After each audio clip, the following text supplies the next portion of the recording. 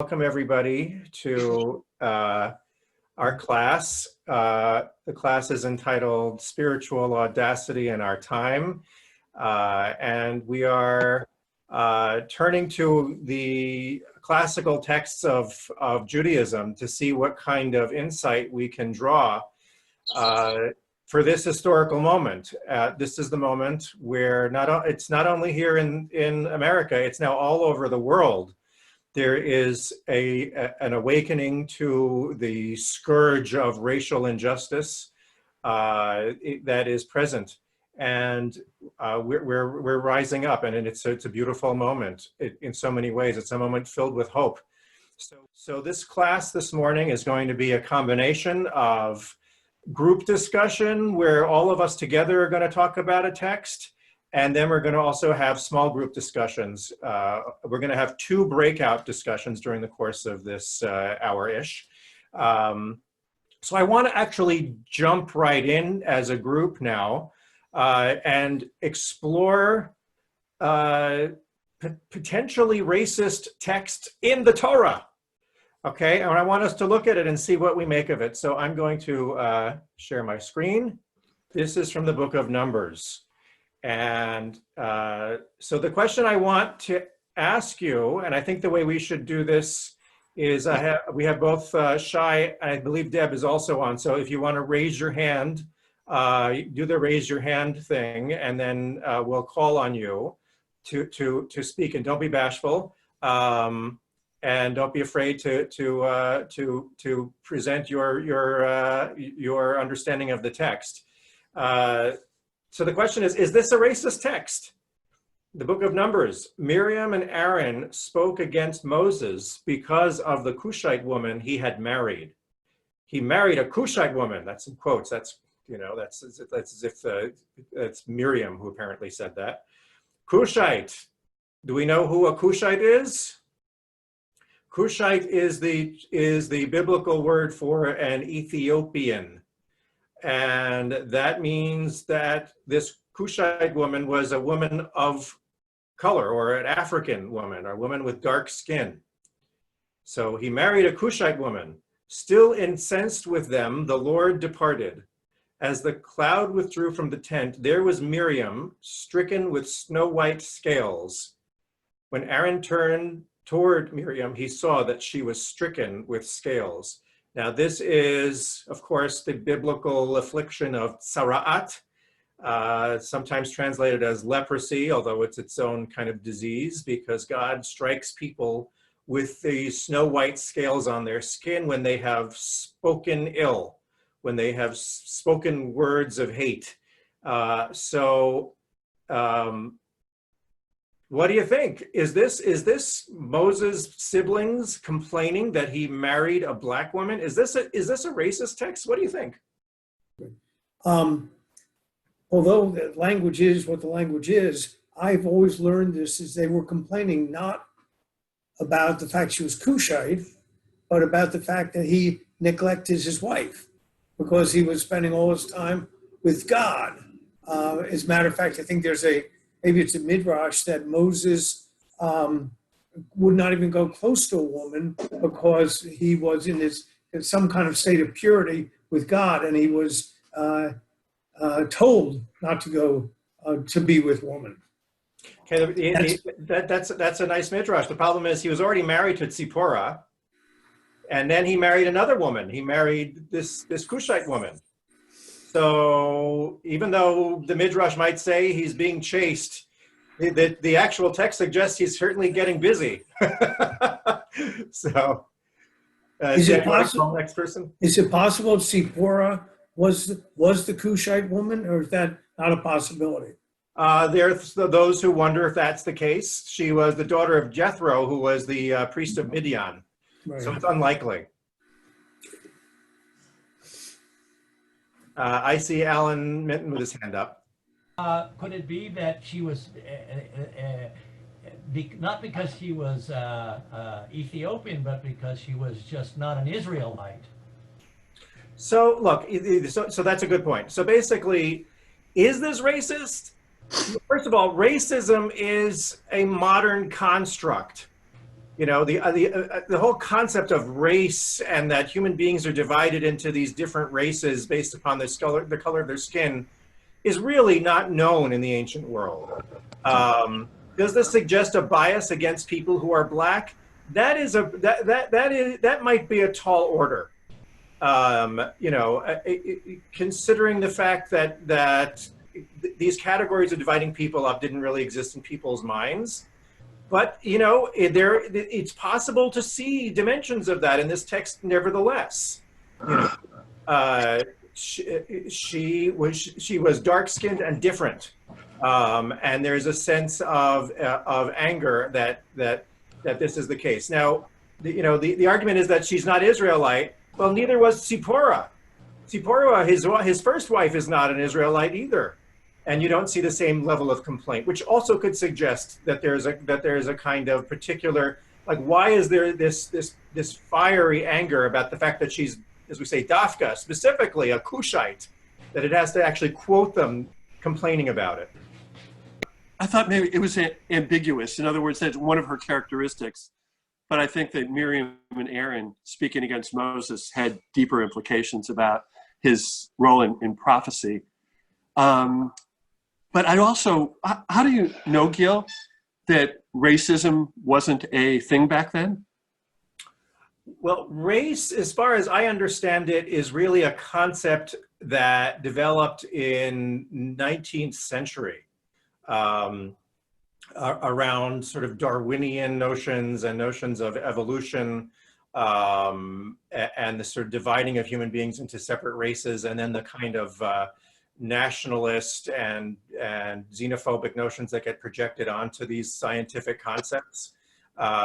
So, it's a modern construct in that sense. Now, were people otherifying people who look different? I have absolutely no doubt about that. That seems to be a human quality. We'll take one more.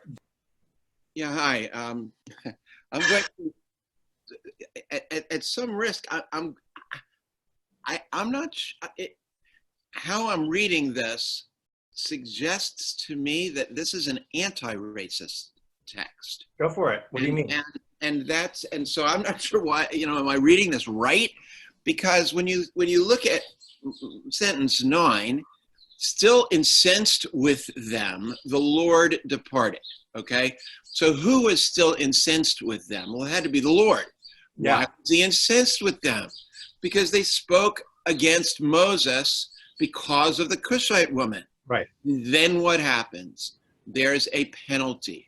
Yeah. And so why isn't this an anti-racist text? I actually agree with you, Lou. The point of this text, no matter how you slice, even if you say racism is a modern thing and we should be careful about projecting it back onto a text, no matter what, the fact that they complained about this, I think there's something ironic about the fact that the affliction that Miriam gets gives her snow white scales, that her whiteness is an affliction. That's a projection back on the text. Absolutely, yeah. but I still see that, and we get to look at it from our modern perspective, and I think that's an important thing. God is furious at them for giving Moses a hard time about marrying this woman, this Ethiopian woman. That's a very important thing for us to keep in mind. In fact, this is an interesting text. The next text is from the prophet Amos. And this is something that I think is absolutely fascinating. To me, O Israelites, you are just like the Cushites, declares the Lord. True, I brought Israel up from the land of Egypt, but also the Philistines from Kaphtor and the Arameans from Kir. So this is a wonderful text about, supremacy, Jewish supremacy. Jews thinking that they're more special than another people because because God did these special things for the Jewish people. Here we have the voice of God literally saying, you're not different than Cushites, from Philistines, from Arameans. I love all my people. And you are, don't go thinking you're such hot stuff. You're not, right? So, very interesting stuff. Eric, did I see a hand? Eric Kessler? Yes, so first of all, I'd like to see surrounding text from Amos to see if he's published stuff like this before. But Secondly, do we have a covenant in effect at this time with the Lord, with God? But when Amos, absolutely. No. Okay, so that would mean, in a sense, we are somewhat special because he chose us with a covenant. Sure, we're special, but you know, that doesn't mean that other nations don't have special covenants with God also. True.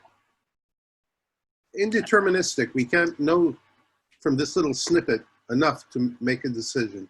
So yeah, so I'm letting you know that this is what, you know, this is what this section is about. And, you know, it's a typical prophetic role to remind us that we shouldn't abuse whatever privileges we have and think and lord it over other people. So, you know, these are the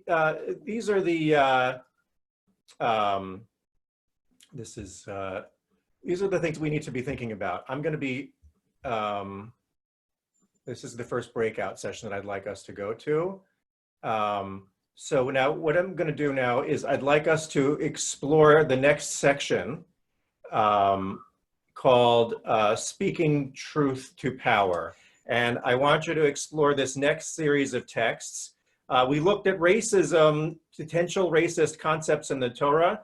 Now we're going into a different area in this section about spiritual audacity now. We're going to look at what it means to speak truth to power from Jewish texts. So, just I'm going to ask somebody to just talk about give us a sense of what you discussed when you looked at the text. We talked about the notion of no matter where, we dealt with the first text and the last text, one with David and the one with the house burning. Yeah.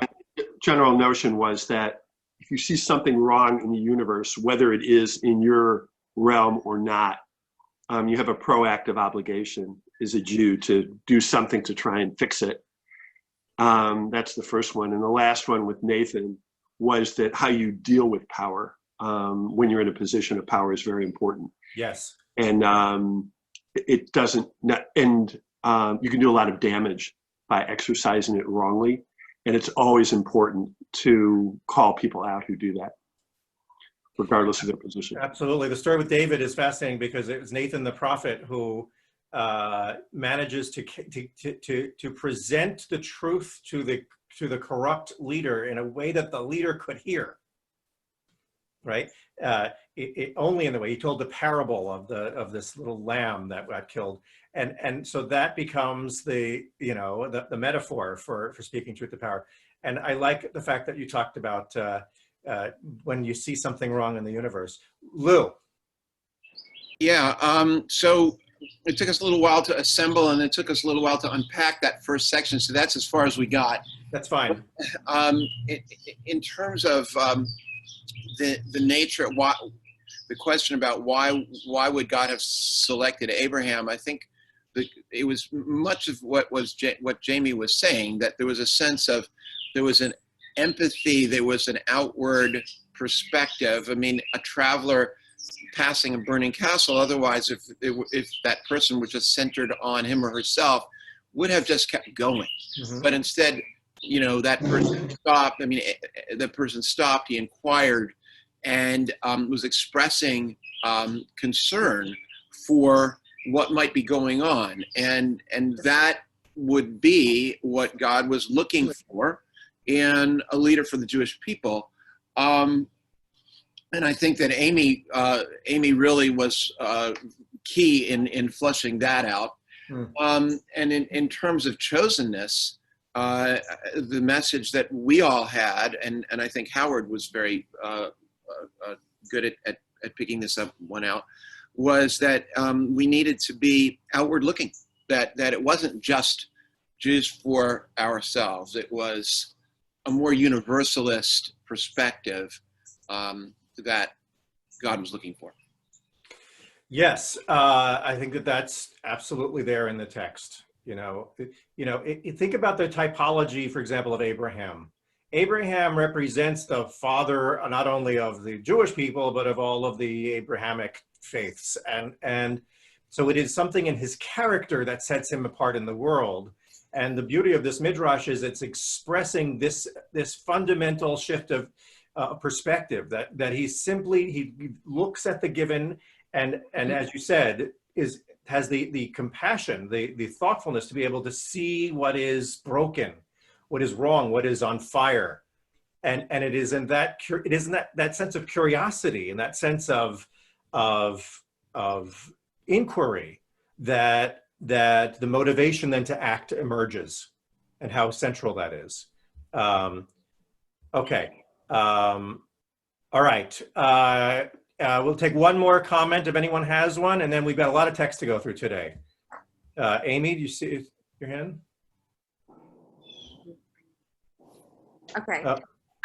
We didn't really quite get to it. We spoke a lot about Abraham, but we didn't get to the chosenness part, and we'll get to that in the next text. I don't know if we're going to, but there is a whole lot of, Jews being the chosen people, and Jews in the Torah the Israelites feeling superior to another group. So the rape of Dinah and that whole what happened to that whole community, so it's not a new concept. And again, this is something you've talked about in terms of historically, us being a persecuted people, but then having to reconcile with being chosen and, like this whole thing. So I think that's something that we all have inside us that we're trying to work through, but this is reflected in this text. Yeah, so there's that ability to be reflective both of on the world, but also on ourselves, I think is very strong.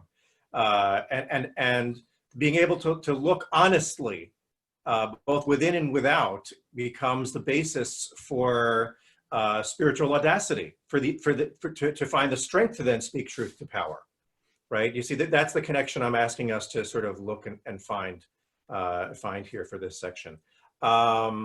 Yeah, I just wanted to mention that our group, we only stayed on the first one, but we also talked a little bit about the definition of truth, because we make that assumption. The story is pretty basic. The building's burning or it's not burning, but often truth is not so specifically defined.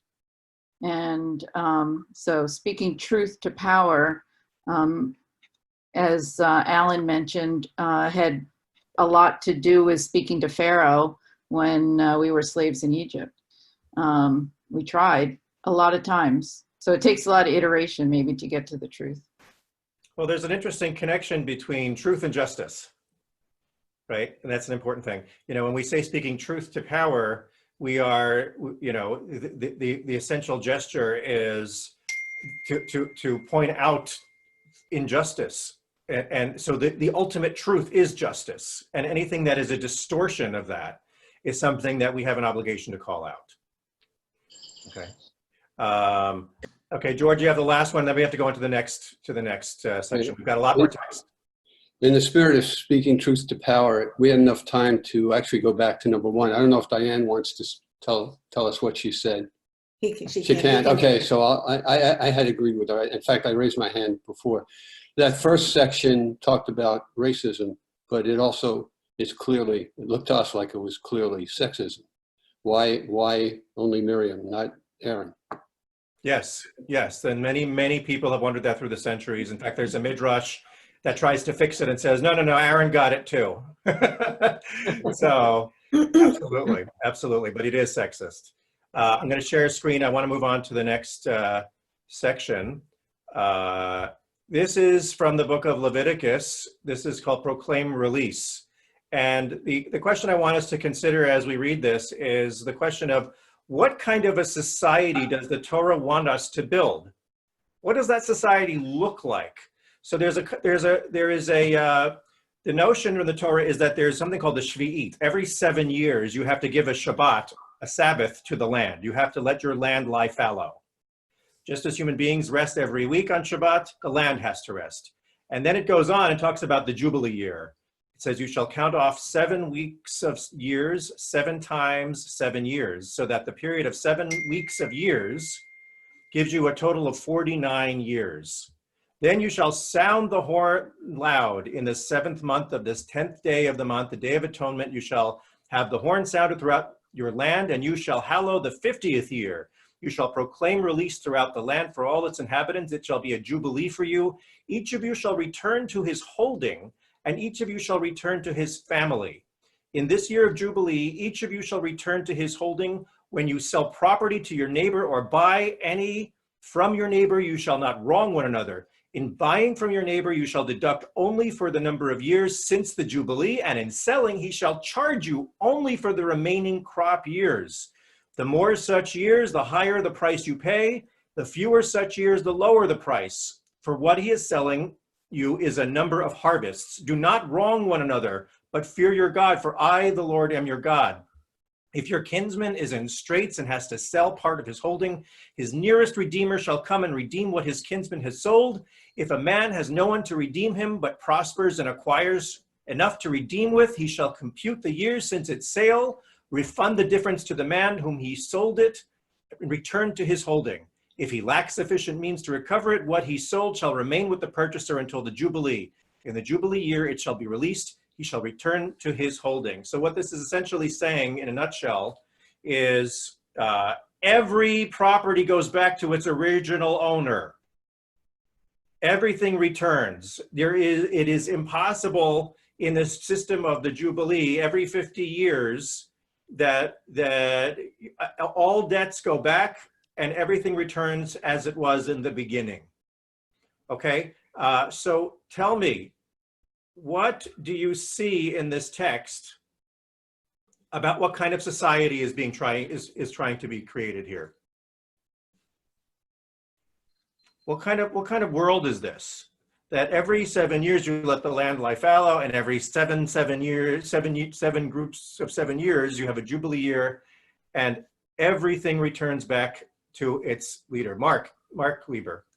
I can't address the fallow part, but to me, it's an economic equality thing that there can't be people, if everything goes back every 7 years and every 50, you can't build up a huge fortune and be a Warren Buffett because it's going to disappear.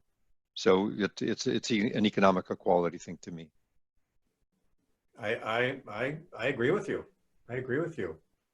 I tend to agree with that, although it's great if you're the original owner. If you're not the original owner, or you weren't one of the original owners, it doesn't provide a mechanism to become an original owner. So all the economic wealth goes back to those that always had it through the generations, without the ability to add new people. The other thing I think is interesting is that it calls to the Lord to be the ultimate mediator, as opposed to other individuals or your peers. So you're doing this in the name of the Lord. You're not doing this in the name of your friends and neighbors. Yes, and so, okay, two really well taken points. One is that it's a nice idea. It has a lot of flaws. I guess the presumption of the text, remember, this is given to the Israelites while they're still in the desert. This is a vision for the future. And so the presumption is there's going to be enough land in the land of Israel for every Israelite to be a landholder. And of course, then it acknowledges that there's some people who are destitute. So it's not, it has both and. And the idea that it's the Lord and not your friends and neighbors, that is meant, in my opinion, to emphasize its importance, that it's even more important than your commitment to the people you know and love. It's that fundamental that God demands this. And the idea that it goes back to its beginning, it seems to obliterate the notion that there can be this billionaire class, as it were, that has an extraordinary amount of property. Yeah, this text makes me think of sort of a communist basis that all the property belongs to the state or here to God or the tribes, and that individuals don't really own people, don't own property, and it all kind of goes back to a higher power. And I think the reversion also goes to forgiving debts, and that this time there were a lot of indentured servants or debtors' prisons later on, and that no one can be enslaved to one another for a prolonged period. Absolutely. I agree with you, Bob. I actually see this as not consistent with capitalism. This is definitely not a capitalist vision. And that's something for us to be self-reflective on. We are living in a capitalist society, and there are many blessings that come from capitalism, but is this the ideal of a society that the Torah is teaching us that we have to be building? Is it capitalism? And there are those who argue that no, capitalism must not be the end of the kind of economic system that we're building, because it ultimately is not holy.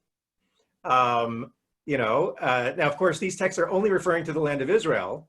So how do we, and even the Jews in subsequent generations canceled this. The rabbis said this is not economically viable. So even the rabbis recognized that we needed to be a little more capitalist than this system.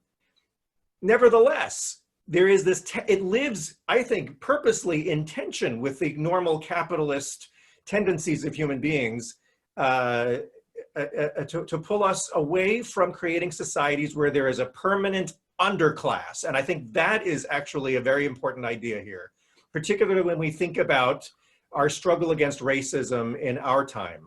Because what happens to people of color is that they tend to be relegated to a permanent underclass in our society.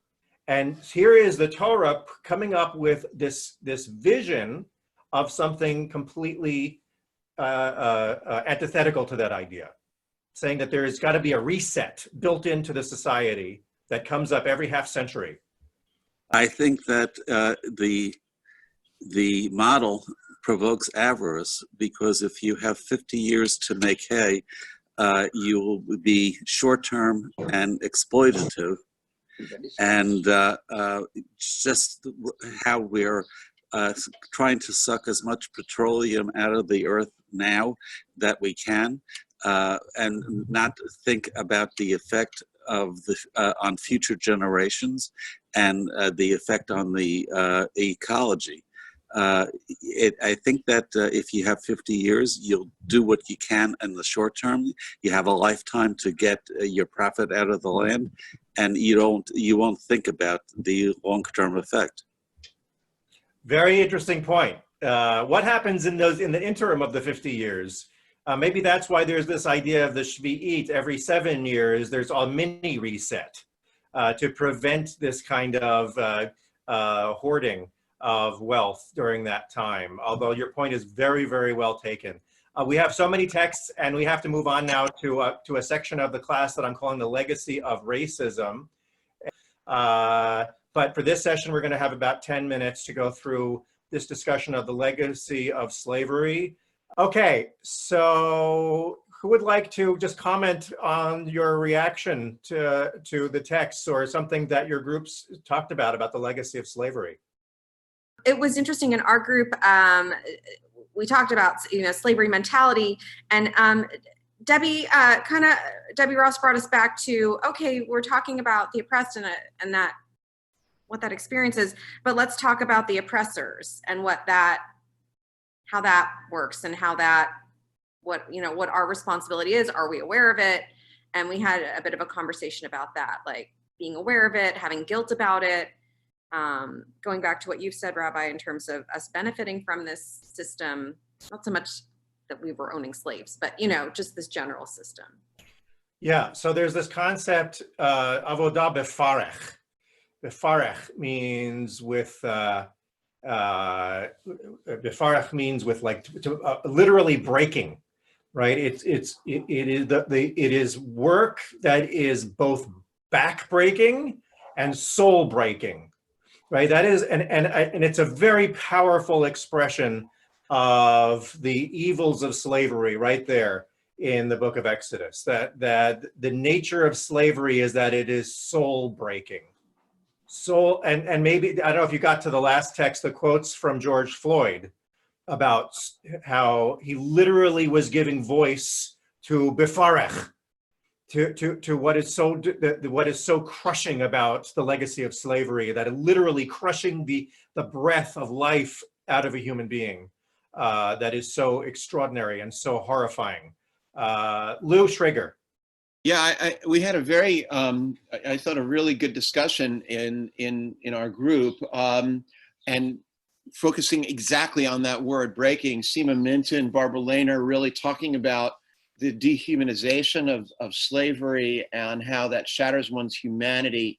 And once that happens, you're changed. And And then Andy was talking about how, in fact, it's not just the individual, but it's generational. That this is translated down through generations. I mean, we're talking about slavery 3,500 years later, and here the African Americans are barely 150 years or even less than that. And when Francis was talking about how, you know, official slavery ended, but still there was this the Jim Crow oppression that never completely allowed the African American community to truly be completely free. And why didn't that healing happen? Well, they weren't fully liberated, and you still had these symbols and the all the other, again, Jim Crow things that happened. And I think George also commented on that. So that was sort of the nature of our conversation. Yes, I think that's such an important point that, and I've mentioned this also on Shabbat, that, you know, our slavery was 3,000 years ago in an ancient civilization that doesn't exist anymore. For people who are Black in America, they're still living in the same civilization. It's a blink of an eye after that slavery ended. And I put that in quotes because in so many ways, the bifarech, the soul-crushing nature of that enslaved culture, it's still here. This as a society, we have not reckoned with the brutal consequences of that slavery, and there's so many things in place in our systemic racism that continue to be soul crushing in our society. And so that's why the text is so important to help us to understand what it is that a society has to reckon with in the first place. David and then George. Okay, some of the things have already been said, but I think, you know, we went, you know, in our ancient ancestors that we're all supposed to say as we were freed from Egypt, you know, the Egyptians were kind of behind us, but we still had to spend 40 years in the desert to get that slave mentality out of us. The Black folks in the US who started slaves never got that opportunity. They got the Jim Crow era where we put up monuments to, you know, Confederate leaders who, you know, in spite of, you know, the state's right, the right they were fighting for was the right to keep slaves. So the Black people were always surrounded by this. They never got that opportunity to, you know, develop their own identity separate from slavery. That's right. That's right. I was just going to pick up on Lou's comments and some of the comments that have followed about intergenerational issues. And Rabbi, you mentioned this as well, that the African Americans are living in the same neighborhoods, the same society, and things haven't changed. We talked a bit about sort of we transitioned a bit into the Holocaust from slavery, but with the theme of, you know, the children and grandchildren of Holocaust survivors didn't live through it, but they feel and learn the lessons of the Holocaust. And we talked a bit about what is happening now with respect to, a lot of us have kids in their 20s or 30s, and a lot of them were not alive during the late 60s and didn't feel directly the reverberations of what happened at that period, like we did, those of us that are old enough to have a really visceral sense of it. And as horrible as this is, it's educating, in a way, a new generation of Americans that may not have had day-to-day contact with issues of racism and some of the institutional inequalities. And we're not saying it's worth it, you know, but it's a fact that this is an important moment for younger people in the United States, non-Black, you know, the white that may have lived in bubbles and may have not been as exposed. And this is sort of bringing to them something that they haven't seen. And hopefully it'll lead to change. But we talked a lot in our group about intergenerational issues. Yes, yes. And to your point, Sam, I want to redirect our attention to the whole point of Passover, right? The whole point of Passover is that we have ritualized this. It is so important never to forget the soul crushingness of slavery and why it's wrong, that we literally make ourselves taste the bitterness of slavery every single year, so that we never forget that in every generation. And so we have ritualized this in the Jewish people, but I don't think as Americans, we have no way, we have completely been in denial about this, right? As a society.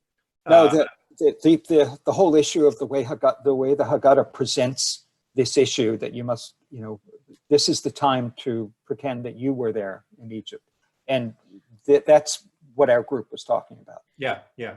And so one thing that I really picked up on was the use of the word scar, which is another word that is what trauma is a scar. There's a very well known trauma researcher named Kirta Weingarten, who I think she's left Harvard, but she was at Harvard for a long time, and she writes extensively about historical trauma from an intergenerational perspective. And something that she, in one of her articles that I read, really always sticks with me when I think about what's happening now, and that is the unresolved traumas of one generation become the mission of the next generation.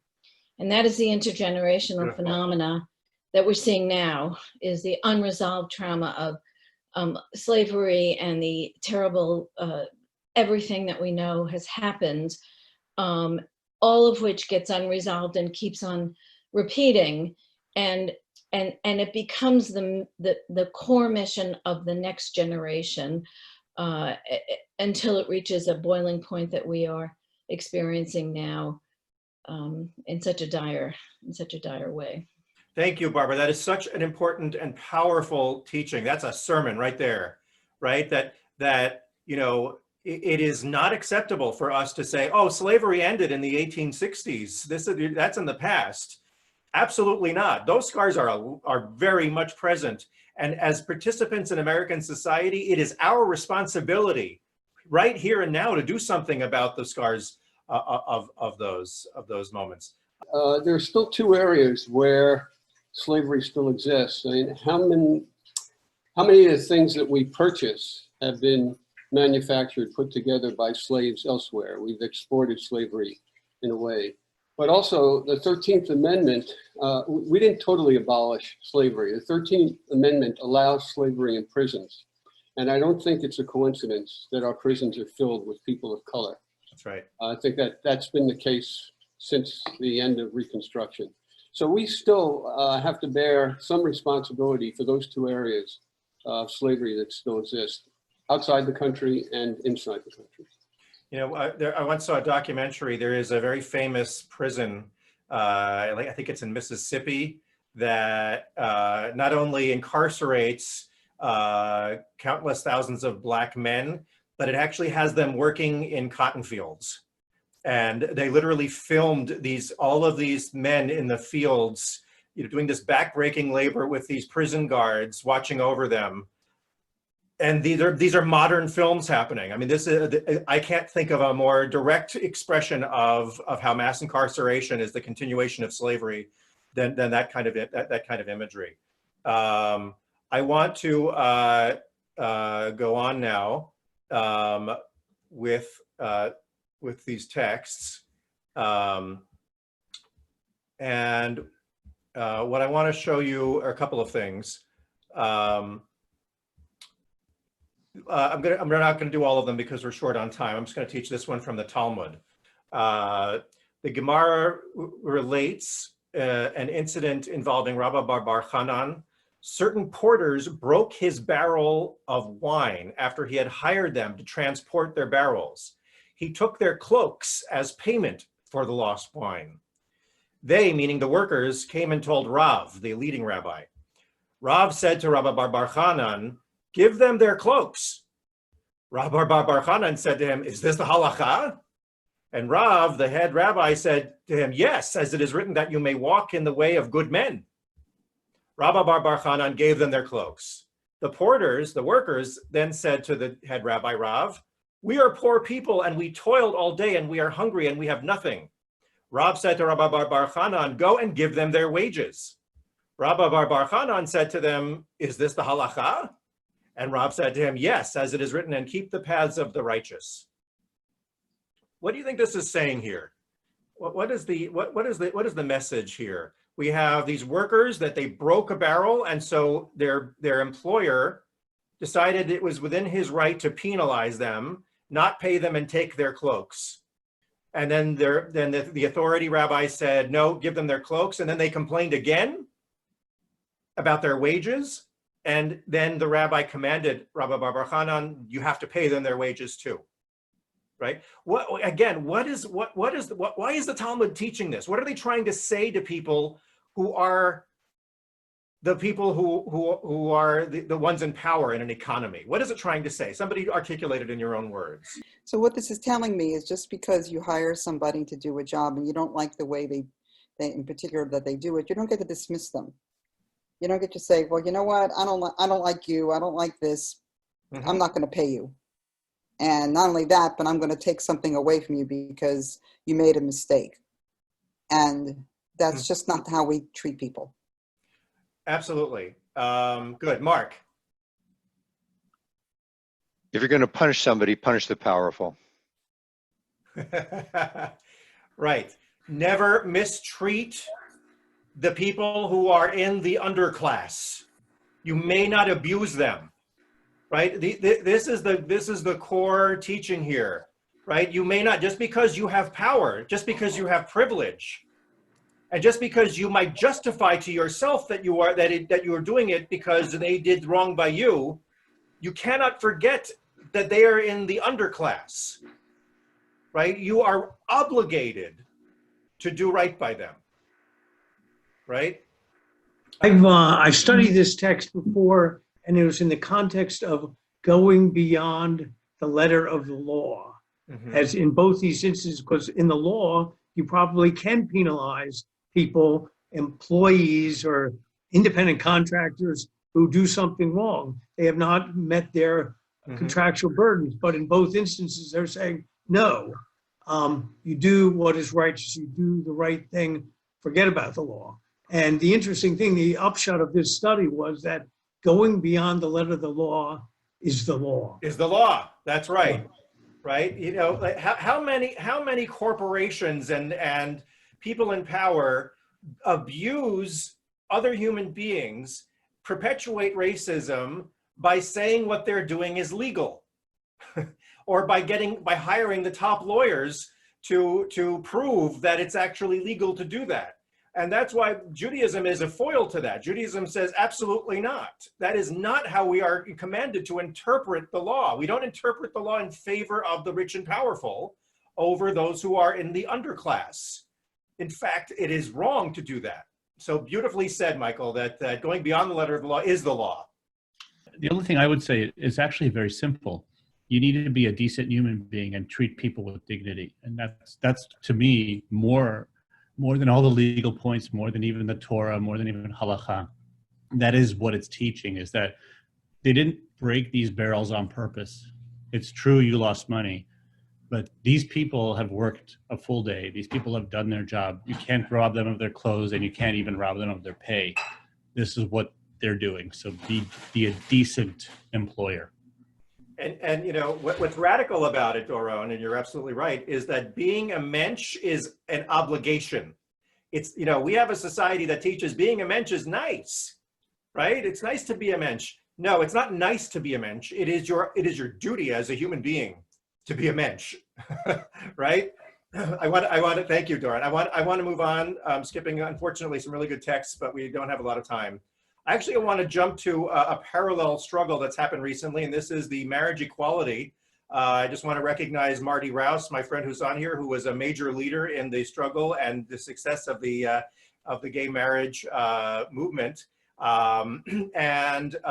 This is a quote about how it succeeded. Remember that for countless centuries, the idea of people of same sex marrying each other was considered absolutely, an abomination. And here is the writer Matt Foreman talking about what changed in the movement. He says, from that point on, the movement changed its message. Gay marriage was not about rights and responsibilities, it was about love. And we learned that the most effective messengers were not gay couples, but rather parents or grandparents of gay and lesbian people who had been married for decades. It was a strategy that resonated with everyone. The marriage movement had finally found the way to move hearts and minds on marriage. The reason why I'm sharing this with you is I want to ask you a question. What do you think can we extrapolate from this when we think about the struggle for racial justice in this country now? If you know, what did, maybe you'd put in your own words, what did the gay marriage movement do that ended up succeeding, and what needs to happen now? It changed the focus of the discussion from the act of being gay, let's say, or the gayness issue, to one of how do we accommodate this with love? And for that, it rightfully turned to parents and grandparents. So it took it out of a kind of niche, kind of movement for people who are on the fringe of society looking for their rights, and it made it about a universal value, right? That's what I'm hearing you say, by appealing to the parents and grandparents. Anyone else want to comment on this? Well, I think what they did is they personalized it. So, you know, everybody has, you know, a gay niece, a gay cousin, or, you know, whatever. And so going to the family members personalized it. So perhaps personalizing a white person's experience with a Black person's experience might be one way to go. Other than that, I have no other thoughts on that, but something in that vein. Right, so it somehow managed to appeal to people's empathy for people who may have been societally perceived as other. Suddenly they were not so other, and people could appeal to empathy. Other points?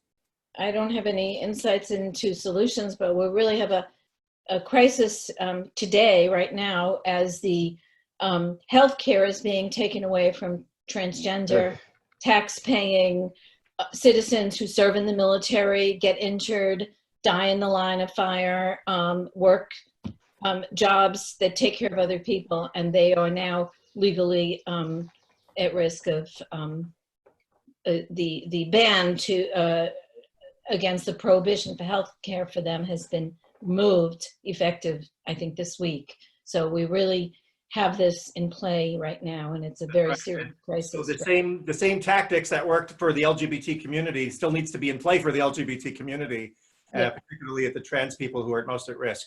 I'll just say, you know, one of the things that I remember learning about a lot of the pictures in the Holocaust Museum is that there was a bystander, at least one. And bystanders are important. They're important to make things happen one way or the other. I remember also with the Women's March, it was very important to have men there. And it's the same thing is true for LGBTQ movement and gay marriage. I think to bring it around to racism, it's important that not only Blacks are involved in this, it's important that we are involved in this, and that we're not, we can be spectators, but we should be more, we should be participants. Yes, thank you, Daron. I think that is probably the most important point that we should be deriving right now, which is, you know, maybe we're seeing this right now. Maybe this is not a movement by Black people for Black people, right? It's not just Martin Luther King and a predominantly Black people marching on Washington, but now maybe this is, we're beginning to awaken to the fact that this is all of our issue. This belongs to all of us, just as the LGBT rights movement recruited straight allies. You know, we are now also, allies are just as much a central part of the gay rights movement as the people who are queer. Same thing now in the movement for racial justice for Black people and people of color. This is all of our issue, and maybe we're seeing it here. We're a Jewish community, and we're having a very in-depth conversation about this. Halavai, Jewish communities around the country, around the world, are also having this conversation, frankly and truly, as Jewish people. Okay, we have. Let's see. You know, I'm just gonna bring it to a conclusion by doing a final text or two. And okay, I think we've been over that idea. Okay, I'm gonna conclude with this. This is a famous teaching from Masechet Shabbat. And I think that this is something that I think captures what we're trying to all focus on today. Anyone who had the capability to effectively protest the sinful conduct of the members of his household and did not protest, he himself is apprehended for the sins of the members of his household and punished. If he is in a position to protest the sinful conduct of the people of his town and he fails to do so, he is apprehended for the sins of the people of his town. If he is in a position to protest the sinful conduct of the whole world and he fails to do so, he is apprehended for the sins of the whole world. I can't think of any more clarion call from the Jewish tradition to each and every one of us at this moment in history. People, we are all Americans or North Americans or resident Americans here on this call. And we are participating in a society where the people who are of color are either, there are Jews of color, there are people who are of color in our towns, in our households, and of course in the world. And this is not our taking on somebody else's cause. If there's anything I hope we get out of this is that this is our cause. There is nothing more Jewish than the struggle for racial justice in our time, because we are all responsible for one another. It's not just the Jewish people who are responsible for each other. What we're learning is that all the world is responsible for each other. Eric Kessler, you have the last word. That last section is more than a trifling oy oy oy lacha, because it really speaks to tikkun olam, and there is a reckoning coming. Absolutely, exactly. If you think this is somebody else's problem, you got another thing coming. We are all paying the price of systemic racism, whether we realize it or not. And that's why the time has come for us all to join together as human beings, to transcend our differences and to bring about a society and a world of justice. Everybody, thank you so much. This has been wonderful. I am really excited that we had this opportunity to learn together today. Thank you for your patience. Thank you for us learning together how to break into groups and go out and let's change the world, everybody. And we'll continue to talk after this about what we're going to do. This is good to study, but the point of studying is to take action. And that's the next phase of our journey as a community. Thank you very much, everybody. Take care. Thank you. Bye-bye. Thank you. Thank you. Bye-bye. Thank you. Thank you. Thank you, Gil. This was fabulous. So glad to share with you. Thank you so much. Thank you so much.